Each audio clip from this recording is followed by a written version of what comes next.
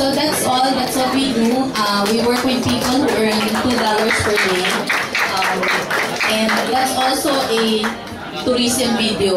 One of the best places I've been to is Lanao del Norte. So those of you who are not afraid to get kidnapped, there's a whole bunch of really interesting beaches in Lanao del Norte, in Surigao. And the most recent island that we activated is Bantayan Island in Cebu.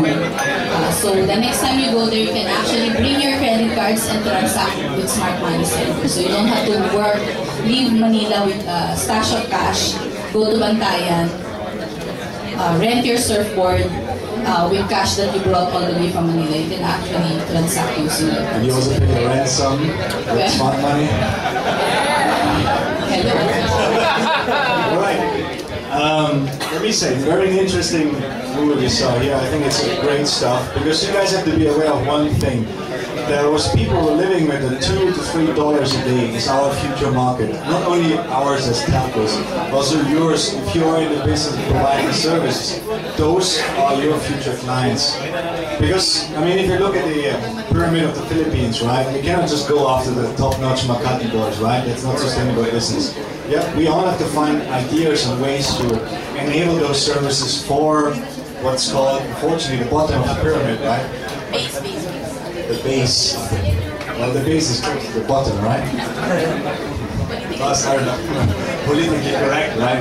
Alright, so it's actually that the banking sector in the Philippines is quite, you might have noticed, quite limited in terms of, so those people have no access to, for example, paper service. Don't even imagine that those people have a chance to use mobile internet, right? It has to be simple, cheap way using SMS. No, they don't use mobile web. I can tell you immediately. They use SMS. The simplest way, because if you ask Maybelle what are the phone types your clients are using, it's probably the ones you have seen like 2 or 3 years ago. It's not a Samsung Galaxy S or an iPhone 12 or whatever is coming out straight off the line. These are phones are like 3 to 4 years old, right? Yes, no, it is. The most common phone that I've seen in the province is a 3210. It was released when? I don't know when 3210 was released. I think somewhere 2007. 1998, yes. 1998. So that gives you a picture. So, you know, when usually we telcos we always paint the future very colorful. It's going to be all about mobile internet and so on, right? You have to remember that a large untouched market is yet only able to use SMS. They're not going to go to the mobile internet. They're going to use SMS. So if you guys do applications and there's a great example. For example, Nokia is doing it, not mentioning any company, is doing it in India with farmers. So they can actually text to a hotline and get the price of the rice in the central market. If you know a bit how, you know, farming works here, there comes a guy, goes to the farm gate, buys the stuff for like 20 pesos, brings it to the market and sells for 400 pesos. And he explains it with like, you know, it's cost of transportation. How do you put this on the ship? Actually, Christian, in Bacolod, I've seen the azucarera. When you finish harvesting your sugar, they go to the azucarera.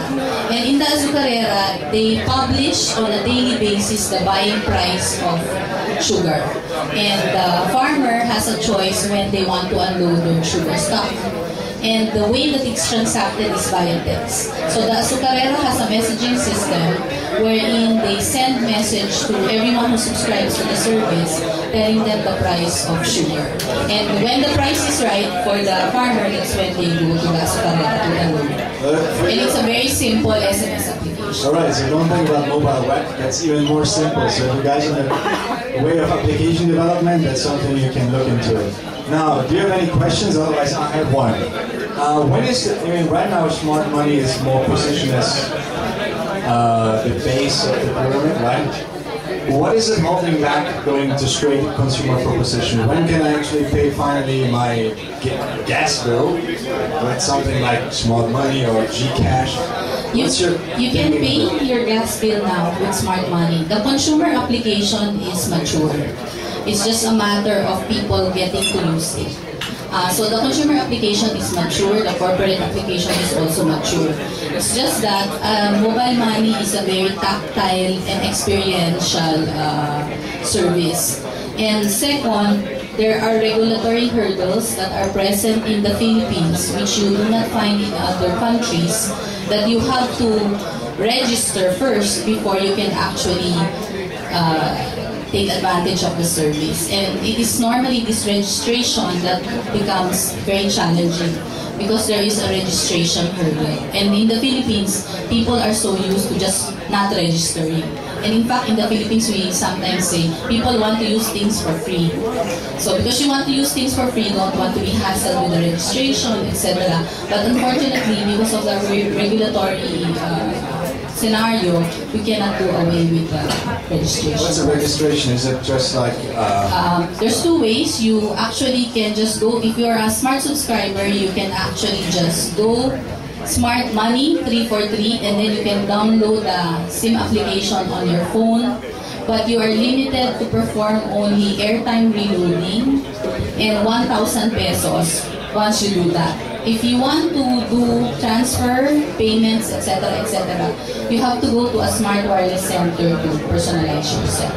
And personalization means you show your face, you show 2 IDs, and then you activate your account. So when that happens, you have to sign up and register. So if you're a GCash subscriber, you can also just go to your GCash, your Globe SIM, text GCash to, I don't know the access number, but it's the same. And then, I don't know the GCash number, registration number. After you do that, you can already do the transaction. However, if you need to take money out, every time you need to take money out, you have to bring your ID. Because you cannot perform the transaction unless you identify yourself to the agent. And that's the difficulty. That's the biggest hurdle. So, you know, just to make it to explain, it's not like you used to take a credit card, they take a credit card, they swipe it, and you walk away. Actually, by regulation, it's very, the feature which we would assume is very simple. I text to anybody in the room that you're here, you have 500 pesos, is made a bit complicated. Because you receiving my money for free, either GCash, Smart Money, or whatever you use, you have to go somewhere and register yourself. So that's actually, I think, is one of the biggest showstoppers right now. So if you read about all this, what we mentioned, NFC stuff and, you know, mobile payments and so on, you're going to have the same problem, right? It's not like you just tap 3 phones to each other and hallelujah, got your money. It ain't going to happen. It's not the same problem, right? I think the biggest showstopper the industry is facing right now is actually this hurdle. The other one is what JJ is going to talk about, a bit of the walleting and stuff like that. Do you have any questions for Maybelle? Then just, alright, I'll do this.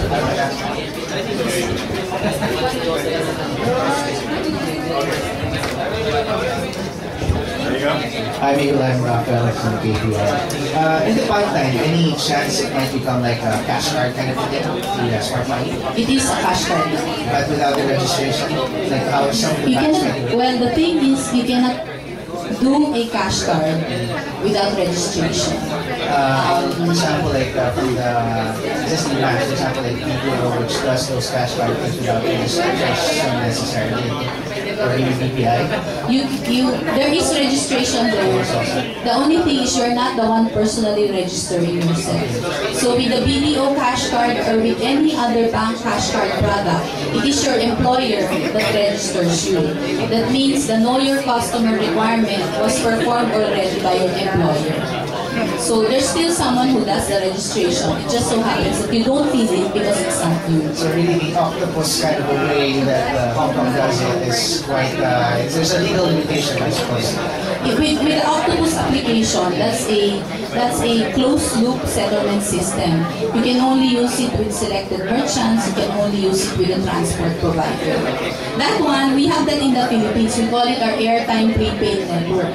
So with the airtime prepaid network, you don't need to register yourself. You just get a SIM, then you buy, etc., etc. But you cannot get the money or the value outside of the airtime prepaid system. It is locked or fenced into that particular account. So if the product is fenced in, meaning nakabakod, only for that particular application, then you can not register. But that means you cannot also pull out or get out the value from the fenced-in parameter. Although I'm sure JJ will say there's always a way to get it out as long as someone's willing to pay you for it.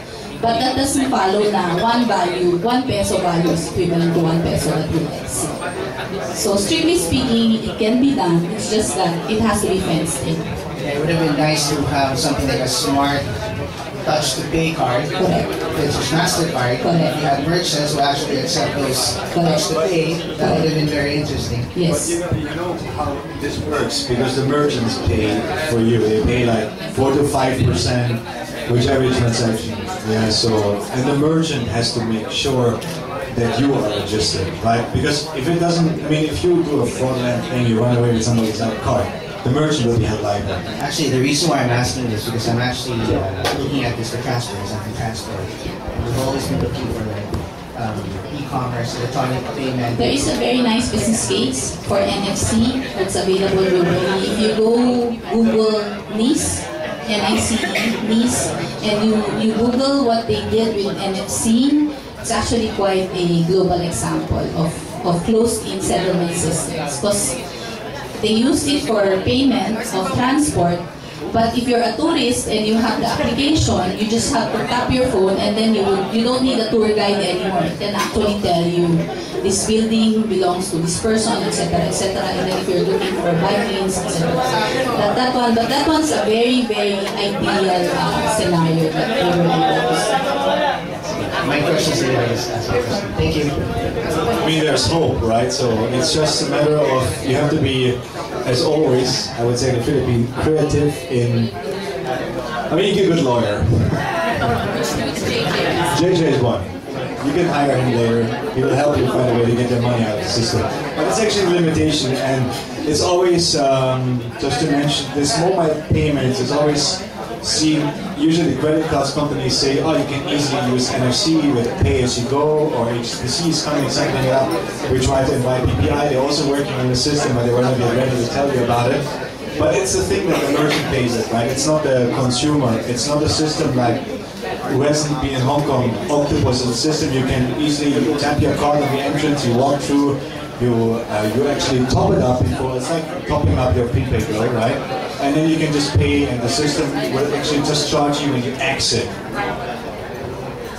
But in the next couple of years, and I think Gio and Gio will confirm this, you can actually buy prepaid electricity from your smart SIM.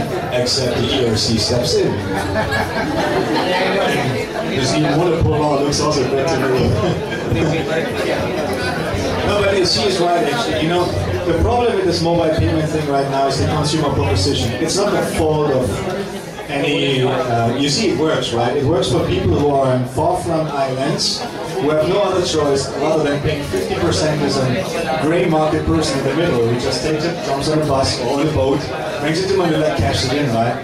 This is a good example actually how you can do it. It's just that it's not yet mass market, because we as, what I call the Makati crowd, we want to go in the store, tap our phones, pay our beer and walk out. Fortunately that doesn't work in this way, but I guess maybe that's